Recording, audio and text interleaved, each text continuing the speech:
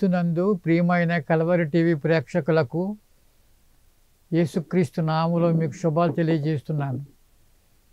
The Christian hope ministries సమర్పించు అద్దరికి నడిపించుమా అనే మా ఆధ్యాత్మిక కార్యక్రమానికి మిమ్మల్ని ప్రేమతో ఆహ్వానిస్తున్నాను. ఈరోజు మన ధ్యానాంశం విశ్వాసులు పాలివారు. విశ్వాసులు పాలివారు, పార్టేకర్స్. ఎందులో పాలివారు అని మనం ప్రశ్నించుకుంటే కొన్ని సత్యాలు దేవుని వాక్యంలో మనం గమనించగలం. మొదటిది, క్రీస్తునందు వాగ్దానంలో పాలివారు క్రైస్తవులు, విశ్వాసులు.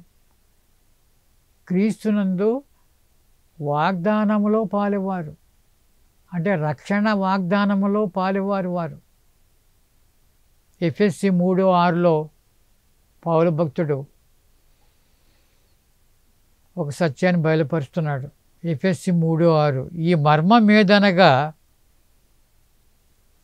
అన్యజనులు సువార్త వలన క్రీస్తు యేసునందు యూదులతో పాటు సమాన వారసులను, ఒక శరీరమందలి సాటి అవయవులను వాగ్దానములో పాలివారులై ఉన్నారన్నదే. అన్యజనులు మారు మనసు పొందకముందు మనందరం కూడా అన్యజనులమే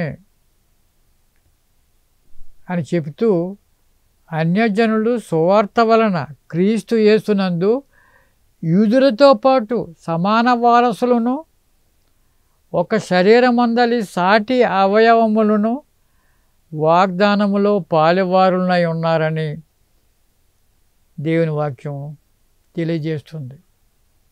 వాగ్దానంలో పాలివారు మొదటిది. రక్షణ వాగ్దానంలో పాలివారు. ఇక్కడ ఏ భేదం లేదు. ఇతను ఈ సామాజిక వర్గం, ఆ సామాజిక వర్గం, అతడు రాజవంశం, ఇతడు సామాన్యుడు అనే ఏ విధమైన తేడా లేకుండా, భేదాలు లేకుండా రక్షణ పొందిన వారందరూ కూడా ఈ వాగ్దానంలో పాలువారై ఉన్నారు అని దేవుని వాక్యం ఘోషిస్తుంది. ప్రియమైన స్నేహితులారా, రోమా 8:17 మనము పిల్లలమైతే వారసులము, అనగా దేవుని వారసులము, క్రీస్తుతో కూడా మహిమ పొందుటకు ఆయనతో శ్రమపడిన ఎడల క్రీస్తుతోడి వారసులము. ఎంత గొప్ప భాగ్యం! దేవుని వారసులము, క్రీస్తుతోడి వారసులము, క్రీస్తుతో కూడా మహిమ పొందుటకు వారసులము. ఎంత గొప్ప భాగ్యం దేవుడు మనకు అనుగ్రహించాడు.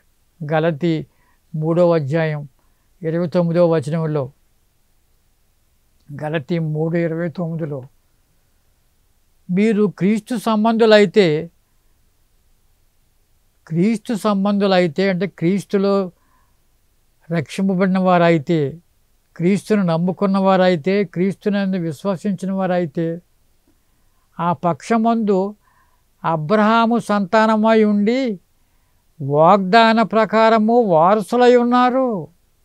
గతంలో అన్యజనులు ఇప్పుడు అబ్రహాము సంతానంలోకి వచ్చేసారు, పాలివారై ఉన్నారు. ఎంత గొప్ప భాగ్యం! గలతీ 3:29 మీరు క్రీస్తు సంబంధులైతే ఆ పక్షమందు అబ్రహాము సంతానమై ఉండి వాగ్దాన ప్రకారము వారసులై ఉన్నారు. వారసత్వం వచ్చిందంటే ఎంత మేలు, ఎంత ఉపకారము, ఎంత ఐశ్వర్యము వారసత్వం వల్ల. రెండవది, మొదటిది క్రీస్తునందు వాగ్దానములో పాలివారు. రెండవది దైవ స్వభావమునందు పాలివారు. దైవ స్వభావమందు పాలివారు. దేవుని యొక్క స్వభావం అందులో మనం పాలివారు అంటున్నాడు దేవుని వాక్యం. రెండవ పేతురు 1:4లో 1:4లో దేవుని మాటలు ఇలా ఉన్నాయి. ఆ మహిమ గుణాతిశయములను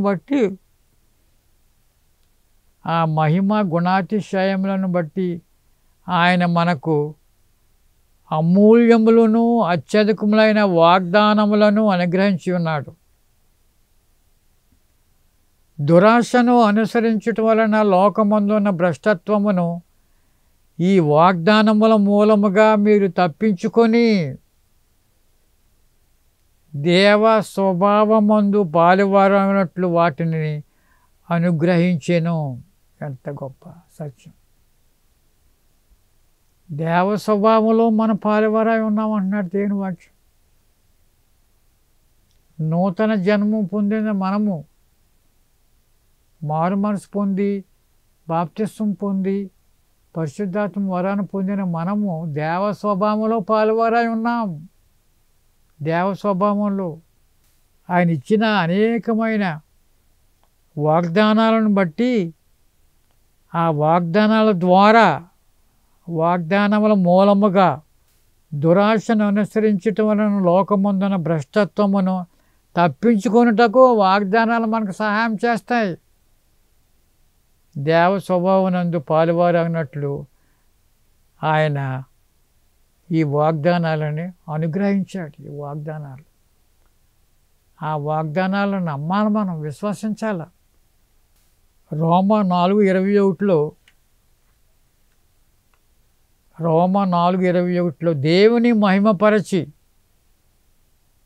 దేవుని మహిమపరచి ఆయన వాగ్దానం చేసిన దానిని నెరవేర్చుటకు సమర్థుడని రూఢిగా విశ్వసించి విశ్వాసము వలన బలము నొందెను. చూడండి, దేవుని మహిమపరచి ఆయన వాగ్దానం చేసిన దానిని నెరవేర్చుటకు సమర్థుడని. వాగ్దానాలు ఇచ్చిన దేవుడు, రక్షకుడు, వాటిని నెరవేర్చడానికి వారు సమర్థులు, వారు సిద్ధంగా ఉన్నారు. విశ్వాసం వలన బలము పొందాలని దేవుని వాక్యం చెప్తుంది. 2 కొరింథీ 1:20 కూడా 2 కొరింథీ 1:20 దేవుని వాగ్దానములు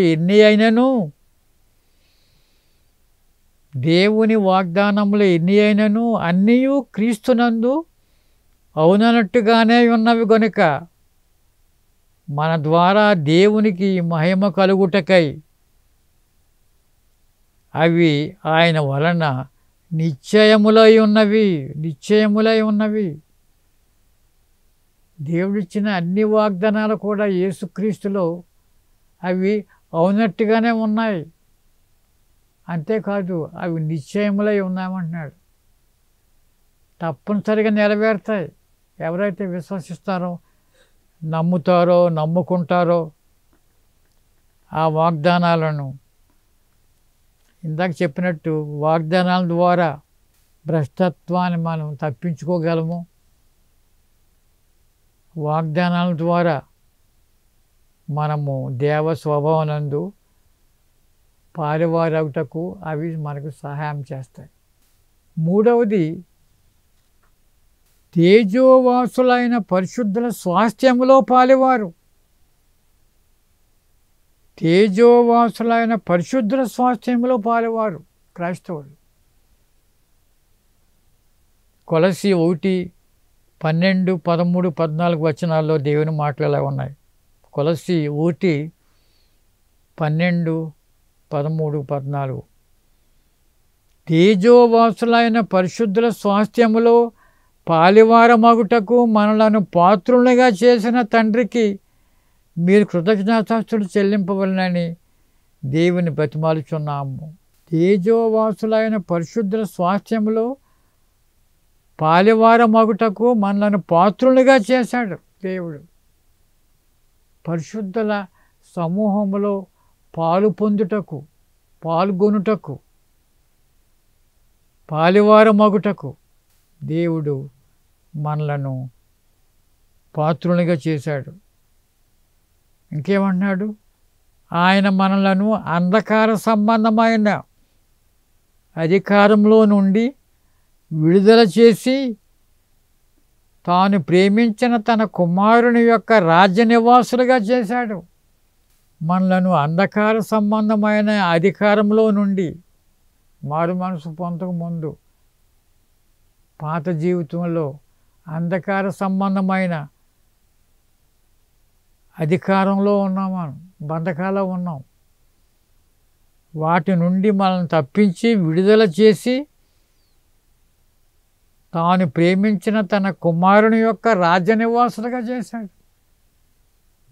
విడుదల ఇచ్చాడు, స్వాతంత్రం ఇచ్చాడు, పరిశుద్ధత ఇచ్చాడు, విమోచన ఇచ్చాడు. ఇంకా ఎన్నో మేళ్ళు చేస్తూనే ఉన్నాడు ఆ దేవుడు. అపోస్తుల కార్యం 20వ అధ్యాయం 32వ వచనం. అపోస్తుల కార్యం 20వ అధ్యాయం 32వ వచనంలో దేవుని మాటలు ఇలాగ ఉన్నాయి. ఇప్పుడు దేవునికిని ఆయన కృపా వాక్యమునకును మిమ్మును అప్పగించుచున్నాను. ఇప్పుడు దేవునికిని ఆయన కృపా వాక్యమునకును మిమ్మల్ని అప్పగించుచున్నాను.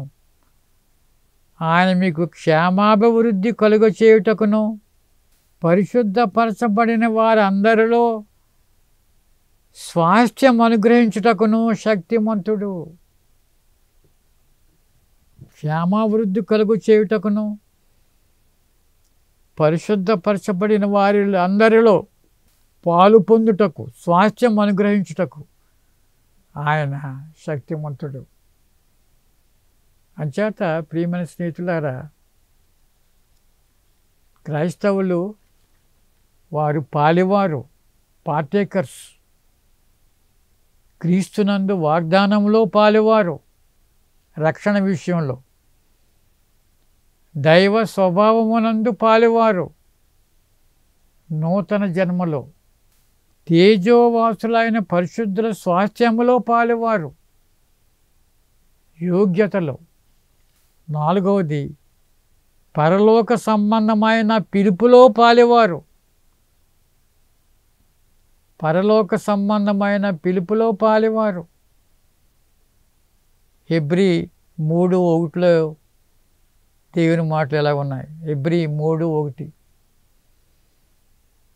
ఇందువలన పరలోక సంబంధమైన పిలుపులో పాలు పొందిన పరిశుద్ధ సహోదరులారా అని సంబోధిస్తున్నాడు పౌలు భక్తుడు. పరలోక సంబంధమైన పిలుపులో పాలువారు పొందిన పరిశుద్ధ సహోదరులారా, మనము ఒప్పుకొనిన దానికి అపొస్తలుడును ప్రధాన యాజకుడైన యేసు మీద లక్ష్యముంచుడి. పరలోక సంబంధమైన పిలుపులో పాలువారు, పరలోకంలో వారు నిత్యజీవం పొందే గొప్ప భాగ్యాన్ని వారు అందిపుచ్చుకుంటారు, పొందుకుంటారు. 1 కొరింథీ 1:26లో 1 కొరింథీ 1:26లో సహోదరులారా, మిమ్ముని పిలిచిన పిలుపుని చూడుడి. సహోదరులారా, మిమ్ముని పిలిచిన పిలుపుని చూడుడి. మీలో లోకరీతిని జ్ఞానులైనను గనులైనను గొప్ప వంశము వారైనను అనేకులను పిలువబడలేదు.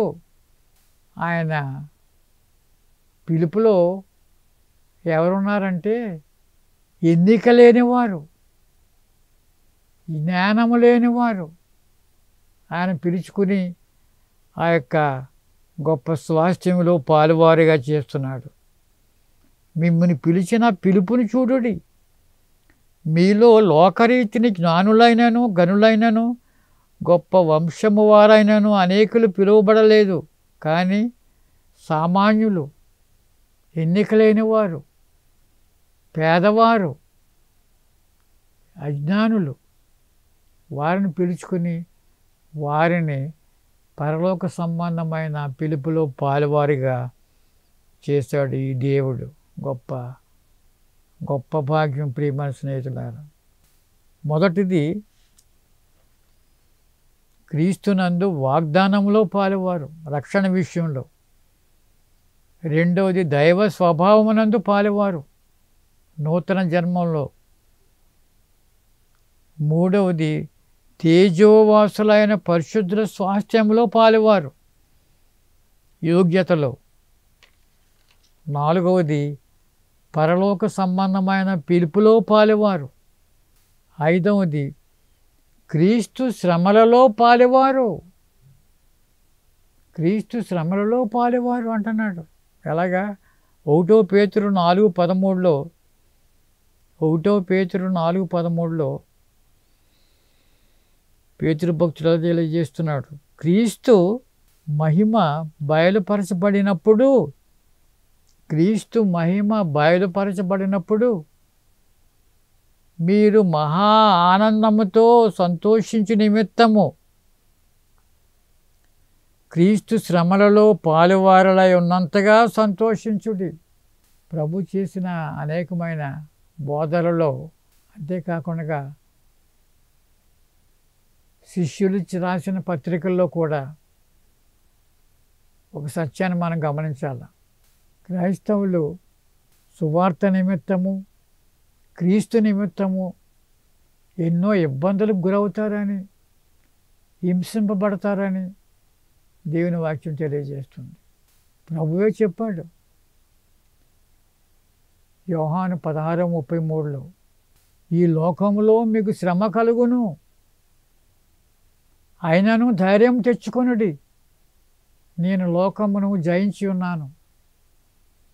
ఈ లోకంలో శ్రమ కలుగుతుంది క్రైస్తవులకు, అయినను ధైర్యం తెచ్చుకొనుడి, నేను లోకమును జయించున్నాను. అంచేత క్రీస్తు శ్రమలలో కూడా మనం పాలు పొందాల. అదే అంటున్నాడు ఇక్కడ భక్తుడు. క్రీస్తు శ్రమలలో పాలువారు, క్రీస్తు మహిమ బయలుపరచబడినప్పుడు మీరు మహానందముతో సంతోషించు నిమిత్తము క్రీస్తు శ్రమలలో పాలువారులై ఉన్నంతగా సంతోషించుడి.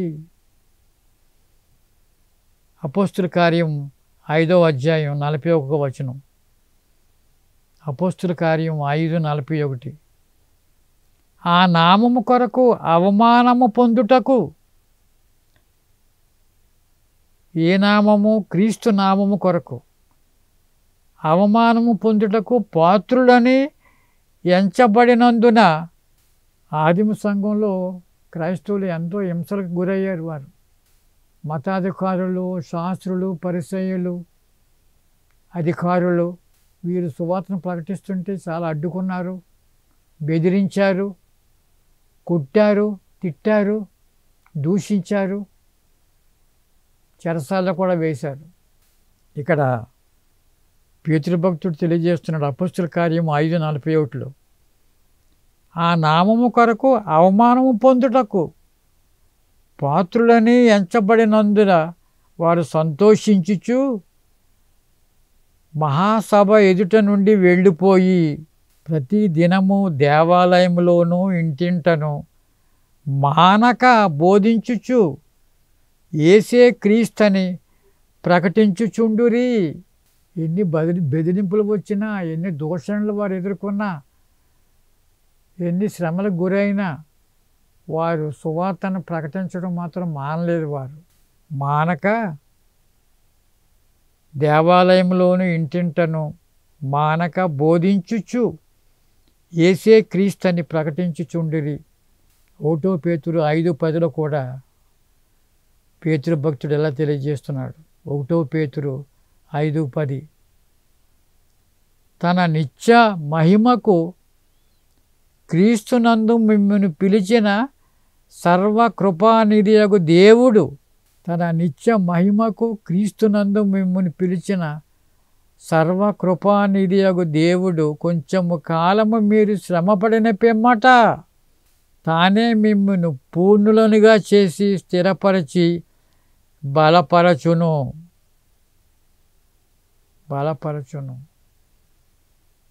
ఎంత గొప్ప ఆధిక్యత! క్రీస్తు కొరకు శ్రమలు పడాలి, శ్రమలు కలిగినప్పుడు సహించాలి. శ్రమల్లో కూడా మనం సువార్త సేవను కొనసాగించాలి. క్రీస్తు శ్రమలలో పాలివారు, చివరగా మహిమలో పాలివారు. మహిమలో పాలివారు, మహిమలో పాలివారంటే క్రీస్తు రెండవ రాకడ. అంటే ఆ రెండవ రాకడ 2 దశలు జరుగుతుంది. రహస్య రాకడ, బహిరంగ రాకడ. రహస్య రాకడలో ఆయన సంఘాన్ని ఎత్తుకుంటాడు. ఆ సంఘం ఎలా ఎత్తబడుతుంది? ఎవరైతే క్రీస్తునందు నిద్రించి ఉన్నారో, మరణించి ఉన్నారో వారు ముందు లేస్తారు. వారి ఆత్మలు, వారి శరీరాలు కలుసుకుంటాయి. తర్వాత ఆ సమయమందు జీవించుచున్న క్రైస్తవులు మహిమ శరీరాలతో కొనుపోబడతారు. అదే ఇక్కడ రాస్తున్నాడు. తన నిత్య మహిమలో పాలేవారు. 1 పేతురు 5వ అధ్యాయం 1వ వచనం. తోటి పెద్దను, క్రీస్తు శ్రమలను గూర్చిన సాక్షిని, బయలుపరచబడబోవు మహిమలో పాలివాడునైన నేను మీలోని పెద్దలను హెచ్చరించుచున్నానంటున్నాడు పేతురు భక్తుడు. క్రైస్తవులు మహిమలో పాలివారాగుతారు. క్రీస్తు వచ్చినప్పుడు సంఘాన్ని ఎత్తబడిన సమయంలో క్రీస్తునందు నిద్రించిన వారు ముందు లేస్తారు. ఆ సమయం ముందు జీవించి ఉన్నవారు వారు మహిమ శరీరాలతో కొనుపోబడతారు. ఎంత గొప్ప భాగ్యం!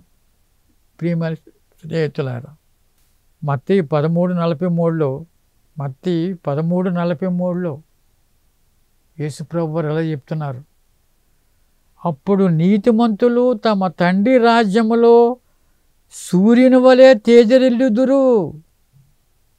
అప్పుడు నీతిమంతులు తమ తండ్రి రాజ్యములో సూర్యుని వలె తేజరిల్లుదురు. అంచేత మనము ఏ విధంగా అయితే రకరకాలుగా చెప్పబడిన ఈ వాక్య భాగాల్లో మనము పాలివారమాగా ఉన్నాము. పాలివారము, క్రీస్తునందు వాగ్దానములో పాలివారము, దైవ స్వభావమునందు పాలివారము, తేజోవాసులైన పరిశుద్ధుల స్వాస్థ్యములో పాలివారము, పరలోక సంబంధమైన పిలుపులో పాలివారము, క్రీస్తు శ్రమలలో పాలివారము,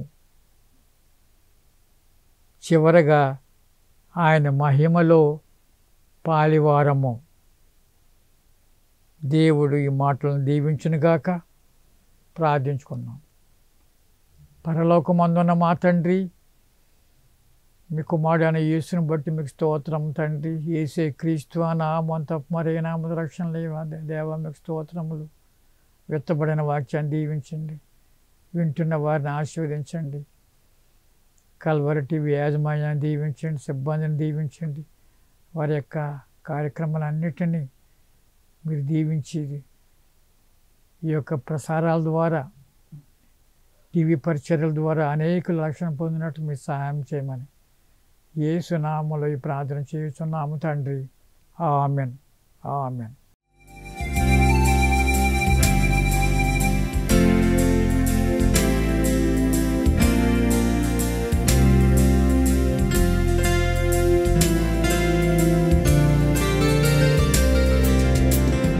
దారికి నడిపించుమా, అచ్చట మహిమలందించుమా.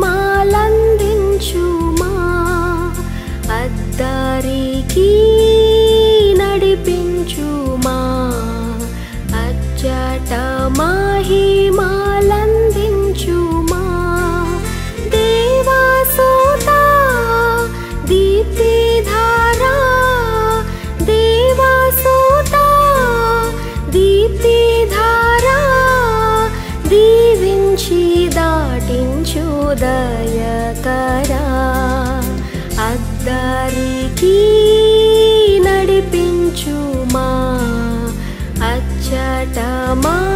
మహిమలందించుమా.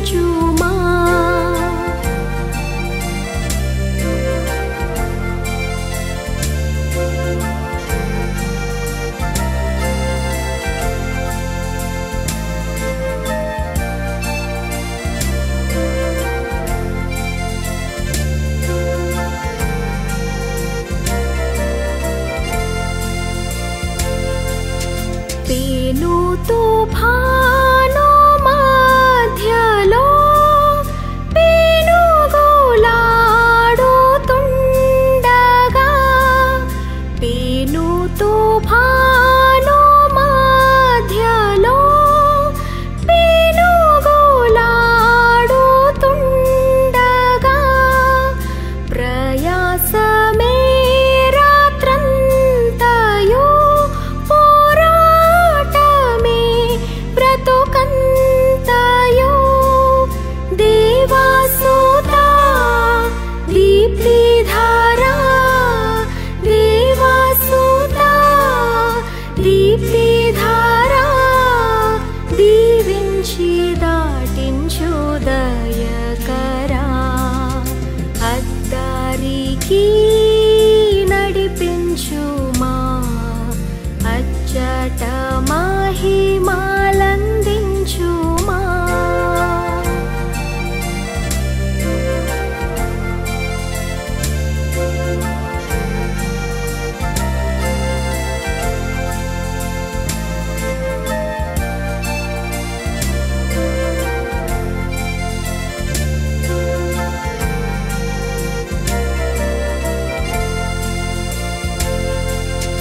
అలజడి